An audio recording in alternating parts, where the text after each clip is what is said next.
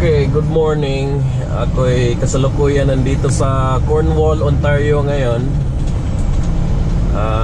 Ako'y magdi-deliver papuntang Castleman, Ontario. Mga half an hour galing dito. Galing dito sa Cornwall. Okay, so nagsimula ako kanina umalis ako ng Mississauga kanina mga 6 AM. And from Mississauga papuntang dito sa Castleman,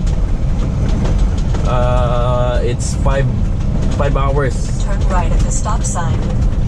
So itong load na dala ko ngayon is para sa Ford. At saka napaka-maselan sa oras yung customer. So galing kanina sa Mississauga, diretso na ako, wala na akong stop. So itong load na to is non-stop na drive ko papunta dito. Kasi nga alas 6 ako nagsimula kanina. Sakto lang din kanina medyo nagsisimula ng nagiging busy yung Highway 401 sa Toronto. Kasi papasok na nga sa trabaho yung mga tao. So saktong-sakto lang din ako nakalusot doon. So nung nakalabas na ako kanina, nagsisimula na siyang magiging busy yung kalsada o yung Highway 401. Okay, so liko muna ako dito. Teka.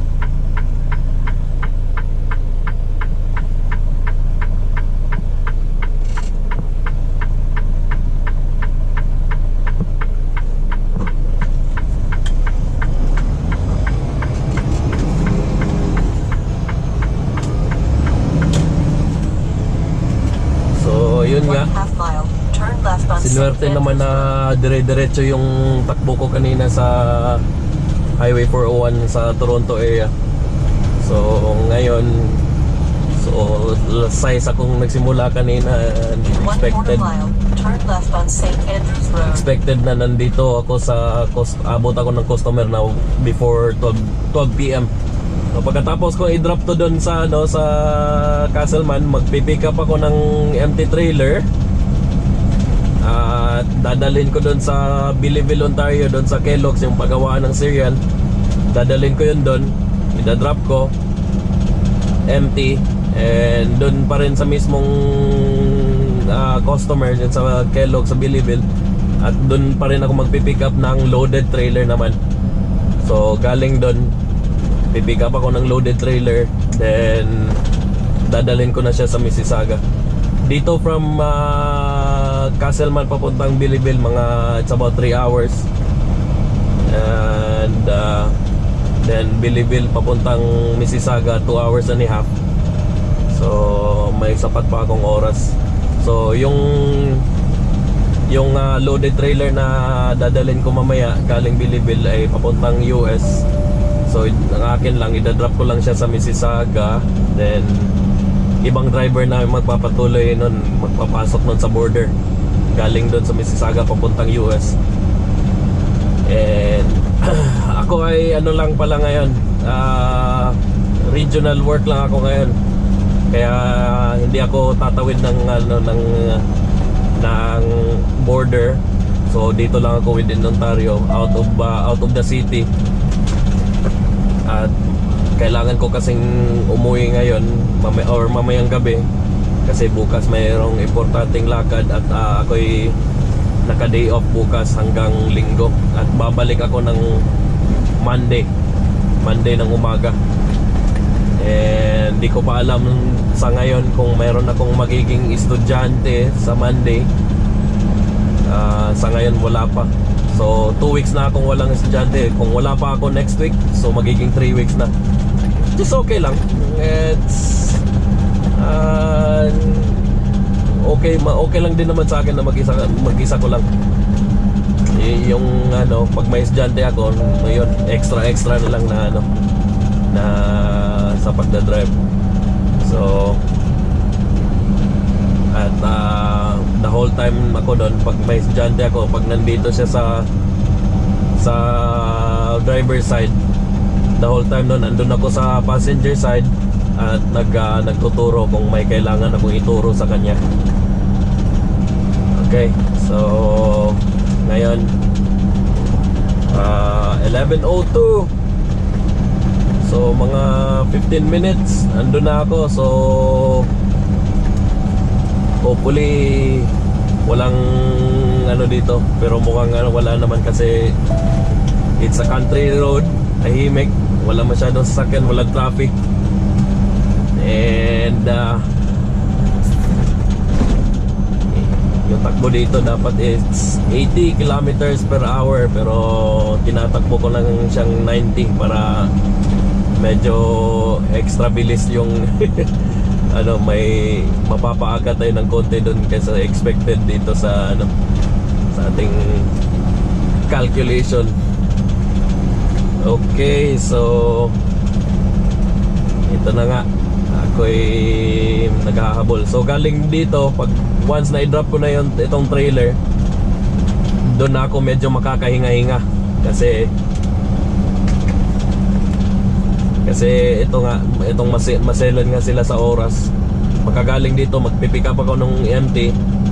Yung sa Kellogg's naman ay 24/7 naman silang open. So kahit anong oras ako makarating doon. So kaya pag nakalabas na ako dito, doon na ako makakahinga. Kasi dito galing doon sa Mississauga papunta dito, hingang malalim ako kanina. at hoping na walang aberya sa daan. At sa awa naman wala naman talaga. May mga pakonti-konting mga construction at yun, bumabagal ng konti. At ay sa awa naman ay malapit na rin ako ngayon. Mga 19 miles or 20 miles na lang ako na natitira. So yun, may farm tractor na sa gitna ngayon. Ayan, siya'y pauwi na, lumiko na. Siya yung nakakabagal kanina.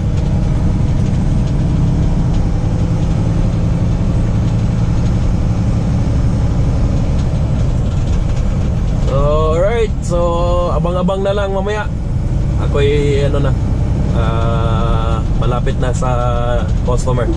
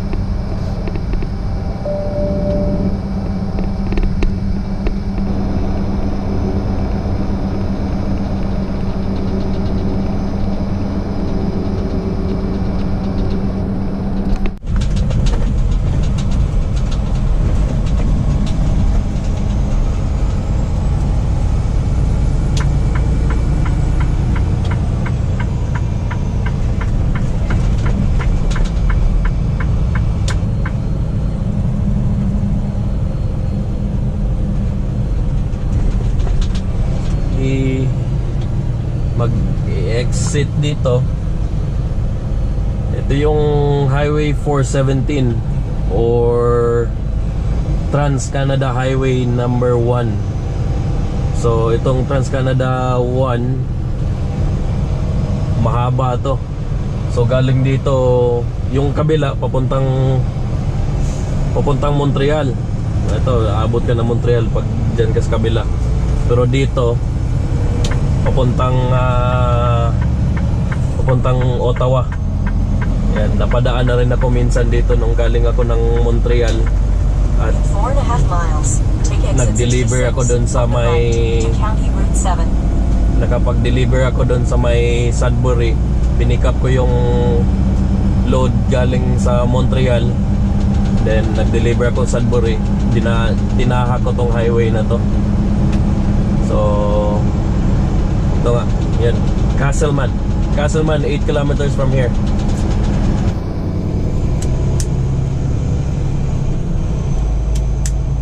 Oh, dito lang pala yung customer. Oh. Sa gilid lang, makikita lang sa gilid ng highway. Yung ano, Ford warehouse.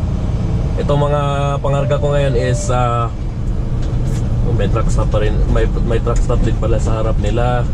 Ayos din. Turn left on Route 700 Diyan ako magla-lunch East. mamaya. So, itong mga pangarga ko ngayon is mga order to ng mga dealership, mga spare parts at sa mga spare mga accessories na mga sasakyan. So, ipapasok na muna dito at mukhang bagong warehouse siya. Malaki. May papasok dito at mag-check in. Hello. Empty? It's loaded.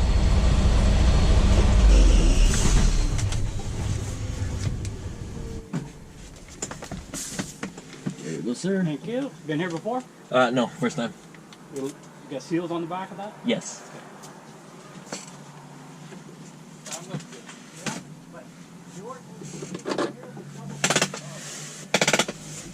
Double check muna sila sa seal kung match doon sa paperwork, which is match naman.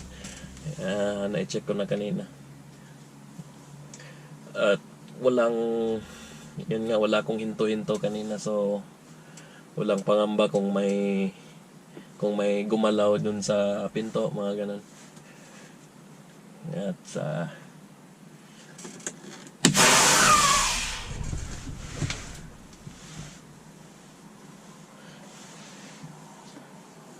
ako'y naiihi. Okay, silang washroom dito.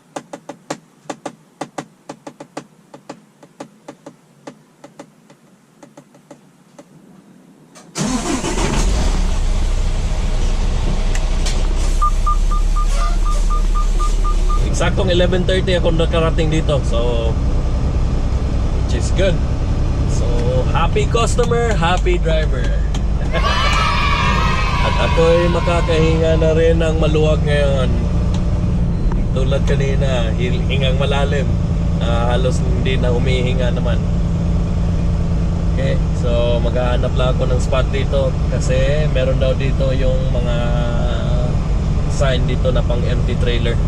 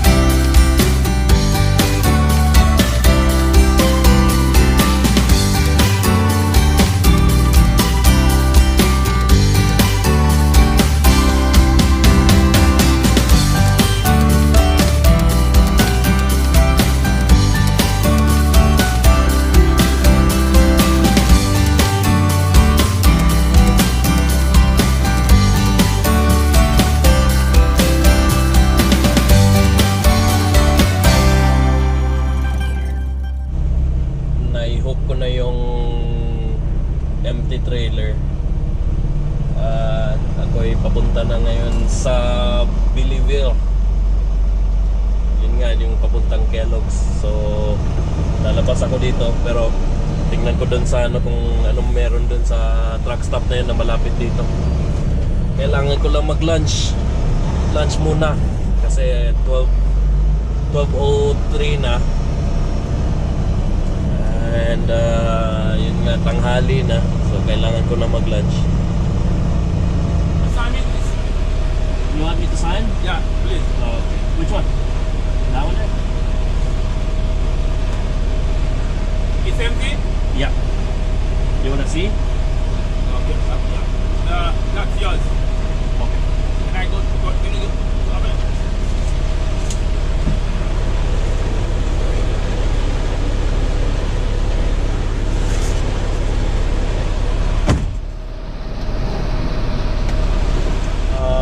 occasional work, pick up, drop, then pick up. Minsan may live loading, live unloading. Yung kaibahan lang is hindi ka tumatawid sa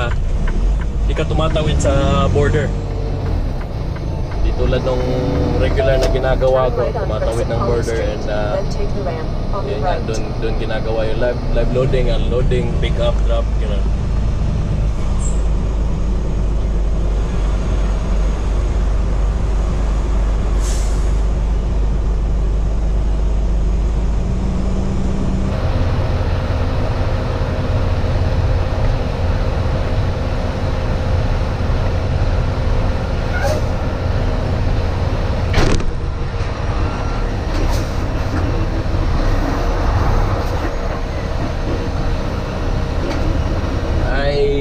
Tapos na dito, na-pick up ko na yung trailer na loaded na papuntang Mississauga.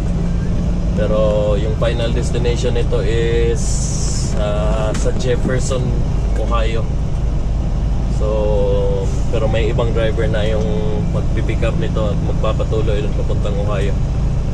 So ako ay tapos na. Pagdating ko ng Canada. Pagdating ko ngayon ng Mississauga, so ano pa nga ba? Tapos na ako. Okay, so yun lang.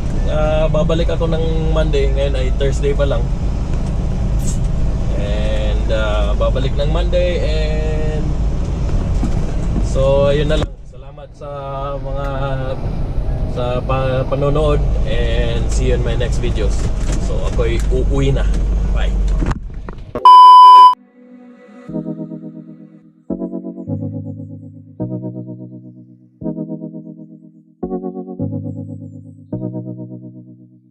Baby, why you call me? Do you feel alone? I know that you miss me, but you are so dumb. You know that I